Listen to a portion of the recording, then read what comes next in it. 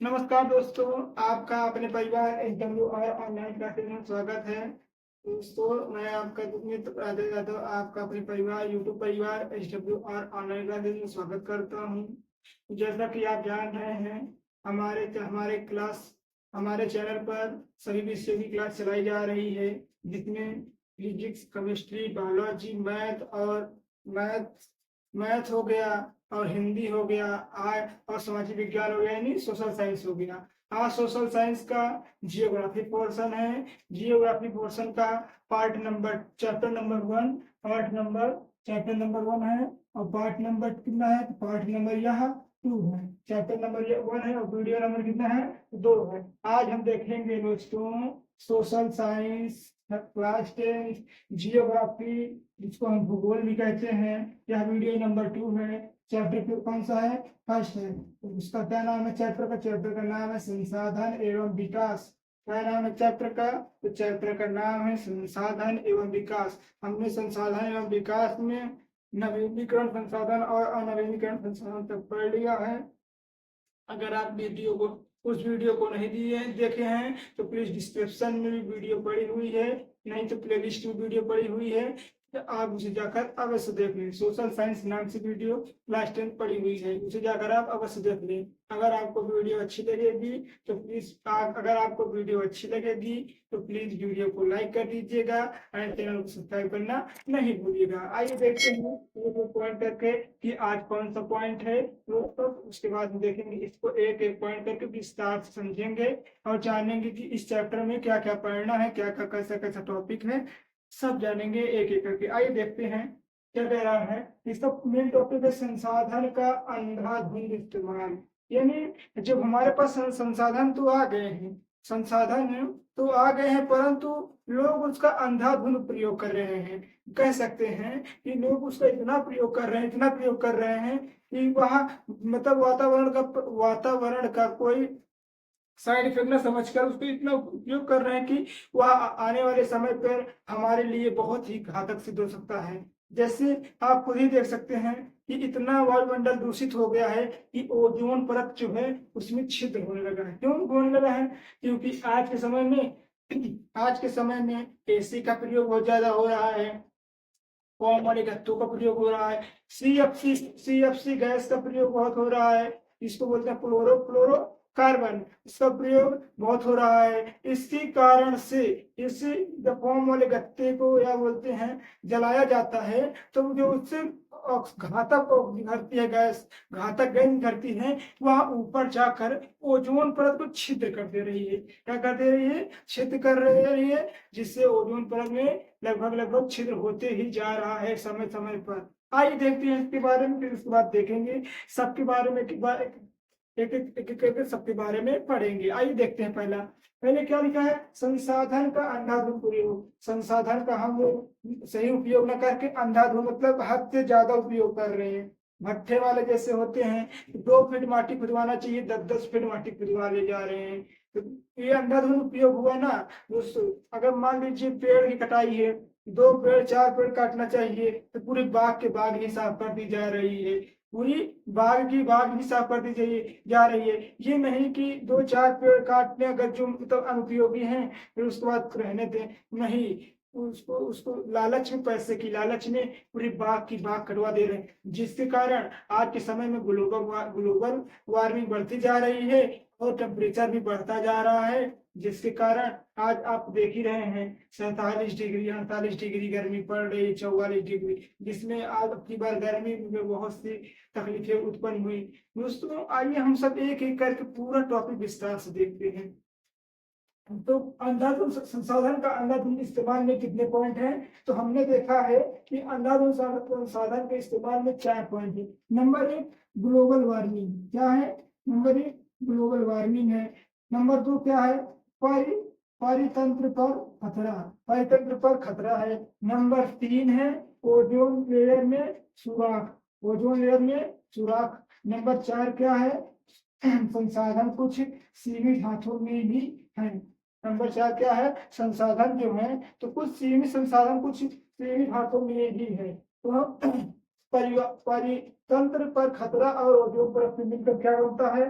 सतत पोषणी विकास। क्या बनता है, किससे किससे मिलकर बनता है, तो परितंत्र पर खतरा और ओजोन परत के सुराग से मिलकर बनता है सतत पोषणी विकास। क्या बनता है, सतत पोषणी विकास। तो गाइस आइए हम सतत पोषणी विकास के बारे में देखेंगे, फिर एक एक करके देखेंगे ग्लोबल वार्मिंग क्या है, परितंत्र पर खतरा क्या है, ओजोन में सुराग जो हो रहा है वो क्या है, संसाधन में सीमित हाथों में ही है क्यों, इसको भी देखेंगे हम। तो आइए देखते हैं पहला पॉइंट क्या कह रहा है, कह रहा है जब जब विकास होने पर क्रम में विकास होने के क्रम में पर्यावरण पर्यावरण में कोई नुकसान न पहुंचे तो पहुंचे और भविष्य में जरूरतों की अनदेखी न होती तो ऐसे विकास को सतत विकास कहते हैं। अर्थात हम कह सकते हैं कि जब विकास होने के कारण, जब विकास हो रहा है क्रम वैसे नहीं, सीढ़ी बाई सीढ़ी मान लीजिए विकास हो रहा है, पर्यावरण को कोई नुकसान नहीं पहुंच रहा है, यानी पर्यावरण को कोई नुकसान नहीं पहुंच रहा, मगर क्रम वाइज क्रम हमारा हमारा मतलब मान लीजिए देश विकसित कर रहा है बिना पर्यावरण को दूषित किए, तो पर्यावरण को कोई नुकसान न पहुंचे, नुकसान न हो और भविष्य में जरूरतों की अनदेखी ना हो। अर्थात कह सकते हैं जो आने वाले हमारे पास संसाधन है उसका भविष्य में इस्तेमाल भी हो और पर्यावरण को कोई नुकसान भी ना हो तो ऐसे विकास को क्या बोलते हैं, तो ऐसे विकास को सतत विकास कहते हैं। ऐसे विकास को क्या कहते हैं मित्रों, सतत विकास कहते हैं। आइए देखते हैं एक एक पॉइंट करके, सभी पॉइंटों को पढ़ते हैं विस्तार से। दोस्तों ये जो हम पढ़ा रहे हैं ये एनसीईआरटी पोर्शन से ही पढ़ा रहे हैं, क्योंकि हमारे सिलेबस में एनसीईआरटी से ही आता है, और बाहर कहीं से ना आकर एनसीईआरटी से ही आता है, इसीलिए हम एनसीईआरटी ही पढ़ेंगे, जिससे हमारे पेपर में जो क्वेश्चन आए वहीं से हमारा पेपर फंस सके और हम अच्छे से अच्छे नंबर गेन कर सकें। आइए देखते हैं दूसरा पॉइंट क्या कह रहा है 1992 में रियो डे, ये वैज्ञानिक थे, रियो डे जेनेरो में अर्थ समिट ब्राजील, अर्थ समिट मतलब एक समूह बनाया गया, कहाँ बनाया गया, तो उसके प्रमुख कौन थे, रियो डे जेनेरो में अर्थ समिति बनाई, जहाँ कहाँ बनाई थी, तो ब्राजील में बनाई थी। क्या बनाई थी, एक अर्थ समिति, मतलब सभी देशों के लीडरों को इकट्ठा करके एक अर्थ समिति बनाई, जिसमें कि 100 कितने अध्यक्ष इकट्ठे हुए, तो 110 सॉरी 100 अध्यक्ष राष्ट्र अध्यक्ष इकट्ठा हुए, कितने इकट्ठा हुए, मतलब 100 देशों से एक लीडर में बुलाए गए, जिसमें 100 राष्ट्र 100 राष्ट्रीय अध्यक्ष आए वहां पर, कहां पर, तो यहाँ पर, कहा ब्राजील में आए, किस लिए आए, तो अर्थ समिति के लिए, मतलब हमारे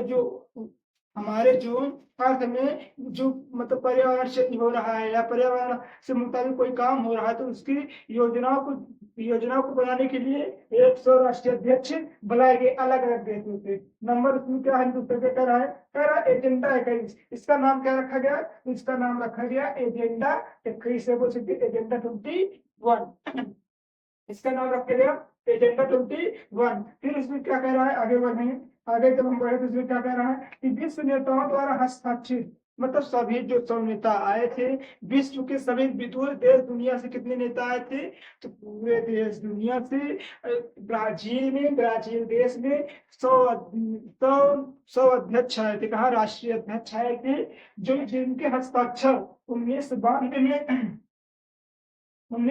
में संयुक्त राष्ट्र सम्मेलन में पर्यावरण व विकास के जोर से कर दिया गया, यानी उनके सभी जो राष्ट्रीय अध्यक्ष आए थे उनका हस्ताक्षर कराया गया कि हम सभी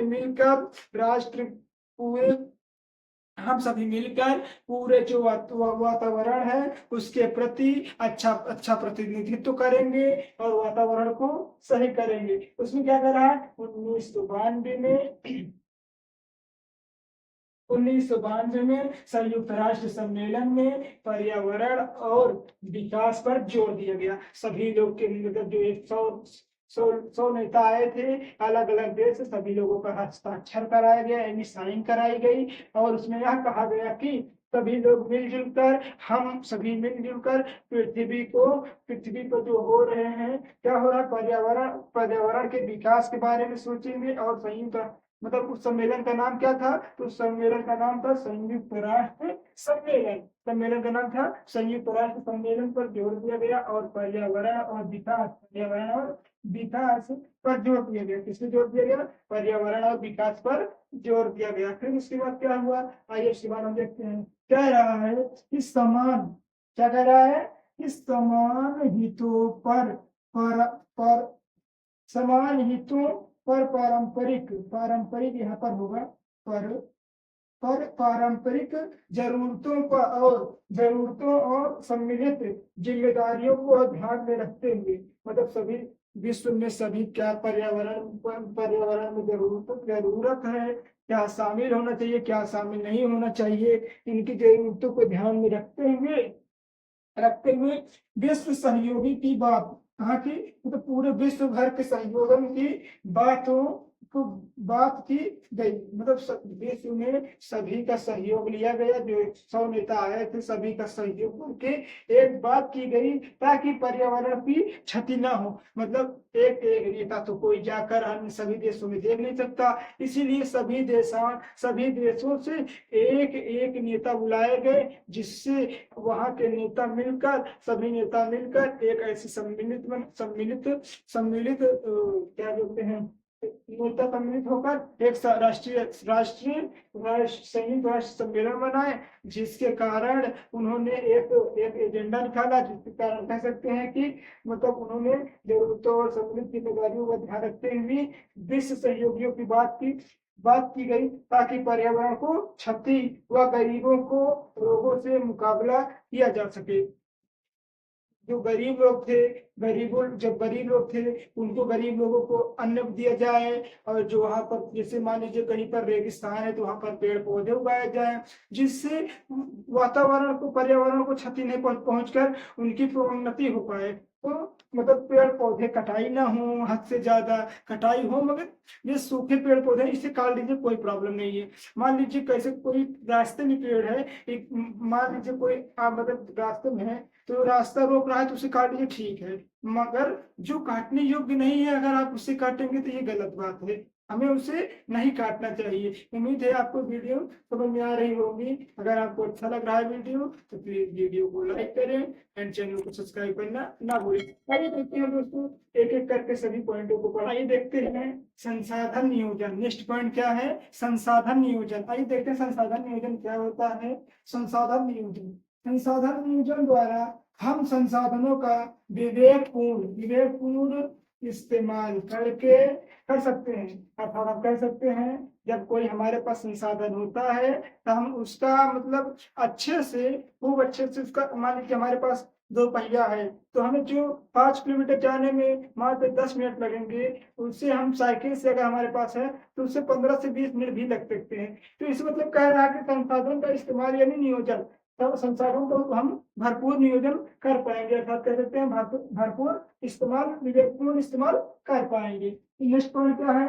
कह रहा है कई राज्यों के पास प्रचुर मात्रा में खनिज तो है, कई राज्यों के पास प्रचुर मात्रा में खनिज तो है, परंतु अन्य संसाधन का अभाव है, यानी अन्य संसाधन नहीं है। मान लीजिए कहीं पर पानी है तो खनिज है, पानी नहीं है, कहीं पर पानी है तो खनिज नहीं है। जैसे रेगिस्तान मान लीजिए, वहां पर रॉक चट्टाने बनती हैं, जो संगमरमर के पत्थर हो ये सब बनता है, परंतु वहां पानी का अभाव है। तो दोस्तों वहां क्या हुआ, तो वहां पर खनिज का अभाव तो है परंतु वहां पर अन्य अभाव नहीं, जैसे पानी नहीं है।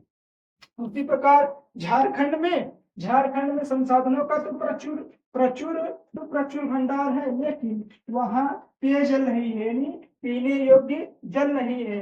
वहां पर संसाधन का प्रचुर भंडार यानी कह सकते हैं कोयला है, वहां पर अन्य जैसे खनिज, जैसे लोहा, मान लीजिए एल्यूमिनियम, ये सब तो है, परंतु वहां पर खनिज भंडार तो है, मगर वहां पर क्या नहीं है, तो वहां पीने योग्य पानी यानी पीने योग्य जल नहीं है, पेयजल नहीं है, और संसाधनों का अभाव है। जो पीने योग्य जल भी नहीं है और जो संसाधन और आज से संसाधन है वो उसका भी अभाव है। उसी प्रकार दूसरे जैसे मान लीजिए मेघालय है। मेघालय हमारे हमारे भारत देश में कौन सी साइड पड़ता है? East, west, north side? आप कमेंट में जरूर बताएं।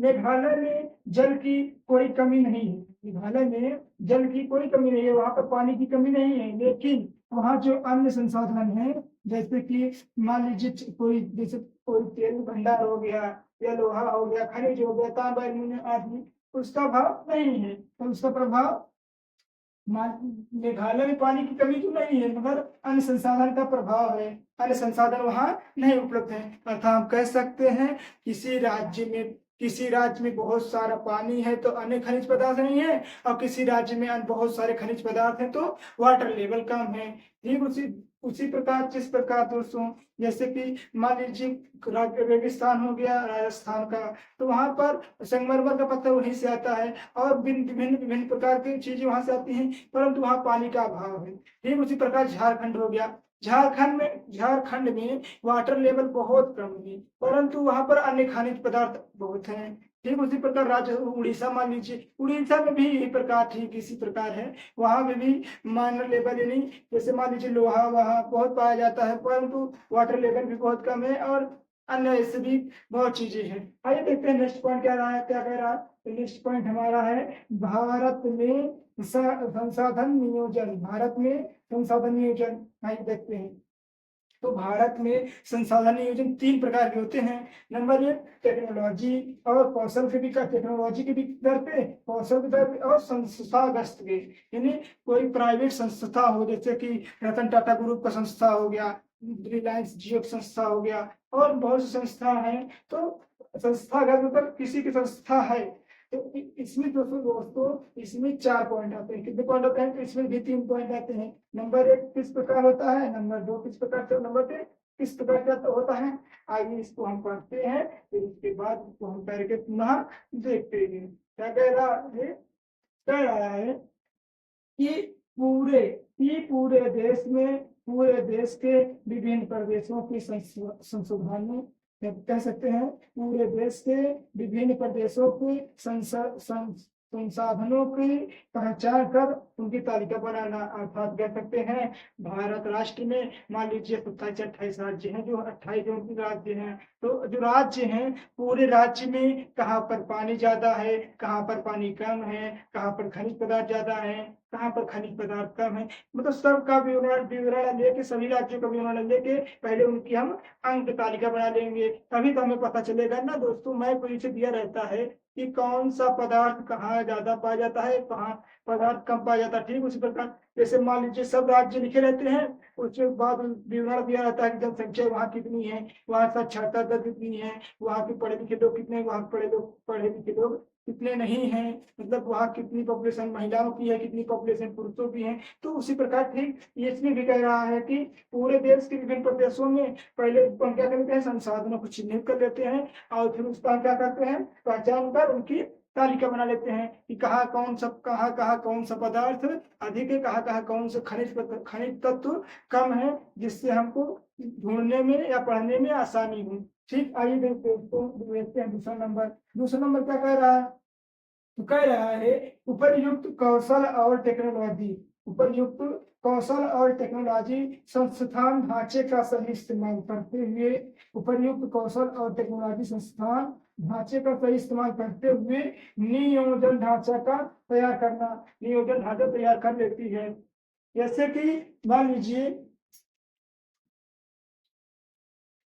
कह रहा है उपयुक्त कौशल और टेक्नोलॉजी संस्थान ढांचे का सही इस्तेमाल करते हुए नियोजन ढांचा तैयार करना। अर्थात कह सकते हैं हमारे पास जो संसाधन मौजूद है दोस्तों, उसको हम अपने कौशल यानी अपनी योग्यता के दम पे और अपनी टेक्नोलॉजी के दम पे उसको, जो मान लीजिए कोई खनिज पदार्थ है, उसको हम अच्छे से प्योरीफाई करके उसको हम अपने योग्य बना लेंगे। उसी को कह रहा है कि अपने कौशल और टेक्नोलॉजी के संस्था ढांचे का सही इस्तेमाल करके, संस्था पर मतलब जो जहाँ पर मतलब कोई चीज, जैसे मान लीजिए रतन टाटा का ग्रुप है, रतन टाटा का जी है, टाटा ग्रुप है, तो वहाँ पर लोहा प्यूरिफाई होता है, तो वहाँ पर मान लीजिए कोई खनिज पदार्थ है, उसमें लोहा का छान लोहा का छाटन करके उसमें डालते हैं और ढांचे का सही इस्तेमाल, यानी लोहे का लोहा अलग कर लेते हैं, उसमें खनिज पदार्थ अलग कर लेते हैं। तो सही इस्तेमाल करके, मान लीजिए सही इस्तेमाल करके हमें क्या प्राप्त हो जाता है, तो हमें लोहा प्राप्त हो जाता है। आइए देखिए तीसरा पॉइंट क्या कहता है।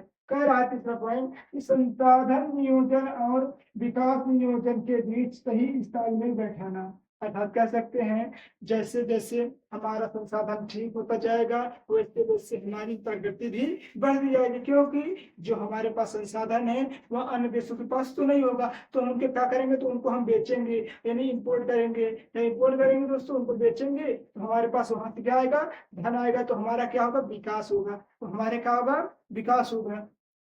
तो क्या होगा, पहला संसाधन नियोजन और विकास नियोजन के बीच सही तालमेल बैठ जाएगा। हमारा देश धीरे धीरे संसाधनों को उपयोग धीरे धीरे करता रहेगा और टेक्नोलॉजी की सहायता से संसाधन बाहर भेजते रहेंगे और हमारा देश विकसित होता जाएगा। इसमें ही कह रहा है। आइए संसाधनों का संरक्षण। संसाधनों का संरक्षण क्या है या कितने प्रकार का होता है, एक एक करके देखेंगे। तो संसाधनों का संरक्षण मुख्यतः 3 प्रकार का होता है। नंबर 1, नंबर 2 और नंबर 3। कितने प्रकार होता है मुख्यतः? 3 प्रकार होता है। नंबर 1 आइए देखते हैं। कह रहा है संसाधनों के दोहन से कई सामाजिक और आर्थिक समस्या उत्पन्न हो जाती है।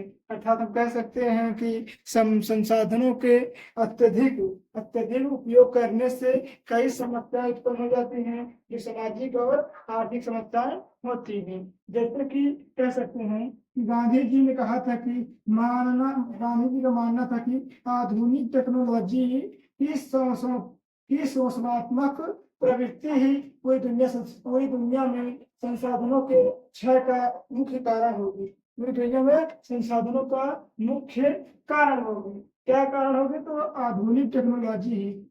गांधी जी कह रहे हैं कि कहते हैं कि दोहन जो हो रहा, जो मतलब मान लीजिए अगर किसी चीज का अत्यधिक अंधाधुंध दोहन किया जाता है तो वह चीज जल्दी विलुप्त हो जाएगी। जैसे डोडो पक्षी था, तो उस पक्षी का शिकार अत्यधिक किया गया, इसीलिए वह पक्षी क्या हो गया, विलुप्त हो गया या विलुप्ति की कगार पे आ गया। क्योंकि हम क्या कहेंगे, उसी प्रकार अगर संसाधन संसाधन भी है, अगर संसाधन का हम अधिक दोहन करेंगे, बिना काम के ही हम अधिक दोहन करेंगे, तो उसी एक समय ऐसा आएगा कि संसाधन खत्म होने की कगार पर आ जाएगा, जिसे यह तो कह सकते हैं कि संसाधन का नामो निशान मिट जाएगा। मतलब संसाधन जो जैसे कि कई प्रकार के संसाधन, जैसे मान लीजिए खनिज पदार्थ हो गए, पेट्रोलियम हो गया। अगर पेट्रोलियम अधिक उपयोग करेंगे तो एक समय ऐसा आएगा कि हमारे पृथ्वी से पेट्रोल ही गायब हो जाएगा, डीजल ही गायब हो जाएगा। तो उसी प्रकार सामाजिक और आर्थिक समस्याएं भी उत्पन्न हो जाएगी। हमारे समाज में जो गाड़ी हो गई, जो गाड़ियां हो गई, जो इंजन हो गए, सब बंद हो जाएंगे, क्योंकि जब पेट्रोल डीजल भी नहीं रहेगा तो गाड़ी कैसे चलेगी। उसी वही कह रहा है ना कि सामाजिक और आर्थिक समस्या उत्पन्न हो जाएगी। और जो लोगों को आर्थिक प्रॉब्लम है, आर्थिक पैसा आ रहा है गाड़ी घोड़ा से, वो भी बंद हो जाएगा। तो हमें अत्यधिक दोहन न करके, अत्यधिक उपयोग न करके सीमित मात्रा में ही किसी भी संसाधन का उपयोग करना चाहिए। नंबर 2 क्या कह रहा है, तो नंबर 2 कह रहा है गांधी जी अत्यधिक उत्पादन के लिए के खिलाफ थे। किस खिलाफ थे, अत्यधिक उत्पादन। जो चीज जितना अधिक उत्पादन करेंगे, जितना ज्यादा पैदावार करेंगे, उतना अधिक उसका क्या होगा, शोषण होगा। तो गांधी जी कह रहे थे कि मतलब कि जो सामान है उसको कम ही उगाओ, मगर जितना उगा उसका उपयोग कर लो। अभी मान लीजिए कोई होकर प्लेट में खाना लेता है तो जितना देखना खाने के लिए देता है, खाने खाता कम फेंक देता है। तो उसी प्रकार हो गया ना, मतलब कि अत्यधिक उत्पादन करेंगे तो उसका दोहन भी अत्यधिक अत्यधिक करेंगे। पहले जमाने में होता था कि अगर एक बाल्टी पानी खा रहे हैं कुएं से तो उसका उतना उपयोग करेंगे जितना कुएं से खा लेंगे। अब हुआ कि बटन बात दिए, पानी बह रहा है तो बह ही रहा है, मतलब हमेशा देखते कि पानी चल रहा है तो उसको बंद करने का नाम ही नहीं लेते। तो ये क्या हो गया, अत्यधिक दोहन हो गया। फिर उसी उसी जगह जन समुदाय द्वारा उत्पन्न वकालत करते थे। मतलब गांधी जी वो अपनी वकालत का उपयोग इसमें भी करते थे कि अत्यधिक किसी भी संसाधन का हमें दोहन नहीं करना चाहिए, नहीं तो आने वाली पीढ़ियां हमारी भूखों मरेंगी या प्यासों मरेंगी। क्योंकि जब संसाधन ही नहीं रहेंगे, मान लीजिए पानी नहीं रहेगा, तो हमारी आने वाली पीढ़ियां प्यासों मरेंगी। और आने वाले समय में जो है, आने वाले समय में हमारी जाति विलुप्त भी हो सकते हैं पानी के कारण। तो गांधी जी का कहना है कि संसाधन का सीमित मात्रा में ही उपयोग करना चाहिए। आगे देखिए तीसरा पॉइंट कह रहा है पृथ्वी पर संसाधन सीमित मात्रा में हो, पर जो पृथ्वी पर संसाधन है पेट्रोलियम, गैस, खनिज पदार्थ, ये सब जो है ये सीमित मात्रा में है। ये भारी नहीं है कि जितना मर्जी उतना आप निकालते जाए, नहीं, ये सीमित मात्रा में है। अगर आप इसका सीमित मात्रा में उपयोग करेंगे तो ये लॉन्ग टाइम तक चलेगा। अगर आप इसको सोचेंगे कि मुर्गी के अंडे के समान पूरा पेट फाड़ के निकाल लें, तो ये जल्दी ही खत्म हो जाएगा और आप कुछ भी नहीं पाएंगे। ठीक, अगर है यदि यदि उसके अंधाधुंध उपयोग पर रोक न लगाया गया तो मानव जाति के लिए क्या हो जाएगा? मानव जाति के लिए कुछ भी नहीं बचेगा, कुछ भी नहीं बचेगा। अगर मान लीजिए हमें 2 बाल्टी पानी से काम चलाना है, तो हम अगर 10 बाल्टी पानी अड़ा रहे हैं, फेंक रहे हैं, गिरा रहे हैं, तो हमारे आने वाले भविष्य पर खतरा पानी का पड़ेगा ही, क्योंकि हम ना जायज उपयोग कर रहे हैं। क्यों? देखिए, अगर हमें 2 बाल्टी उपयोग करना है नहाने में, कपड़ा धोने में, अगर हम 4 बाल्टी 10 बाल्टी उपयोग करेंगे तो वाटर लेवल आप कम ही हो गया। आप खुद ही पता है आपको, जब पानी कम होगा तो आने वाली हमारी पीढ़ियां क्या करेंगी? इससे हमारी पीढ़ियों को क्या होगा? मानव जाति पे खतरा पड़ जाएगा और पानी की कमी हो जाएगी। फिर हमारा भविष्य भी खतरे में पड़ जाएगा। जब पानी ही नहीं रहेगा तो भविष्य खतरे में पड़ेगा ही। जब अन्य खनिज पदार्थ नहीं रहेंगे तो भविष्य खतरे में पड़ेगा ही। और इसी तरह जरूरी हो जाता है कि हम संसाधनों का संरक्षण करें। मतलब कि और जरूरी हो जाता है कि हम सभी संसाधनों का संरक्षण करें, मतलब बचाव करें और रख रखाव करें। क्योंकि अगर संसाधन लॉन्ग टाइम तक चलेगा तो या मानव जाति लॉन्ग टाइम तक चलेगी। जब मानव जाति लॉन्ग टाइम तक चलेगी तो पृथ्वी भी लॉन्ग टाइम तक चलेगी। अगर पानी खत्म हो गया तो हमारा भविष्य खत्म हो गया, मानव जाति खत्म हो गई, पृथ्वी खत्म हो गई। दोस्तों, उम्मीद है आपको यह वीडियो समझ में आया होगा। अगर हमारे इस वीडियो में कोई गलती हुई हो तो प्लीज आप कमेंट में जरूर बताएं। हम अगले वीडियो में सुधारने की कोशिश करेंगे। आज तक बस इतना ही। Thank you. अगर आप वीडियो को लाइक नहीं किए हैं तो प्लीज वीडियो को लाइक कर दें एंड चैनल को सब्सक्राइब करना ना भूलें। Thank you.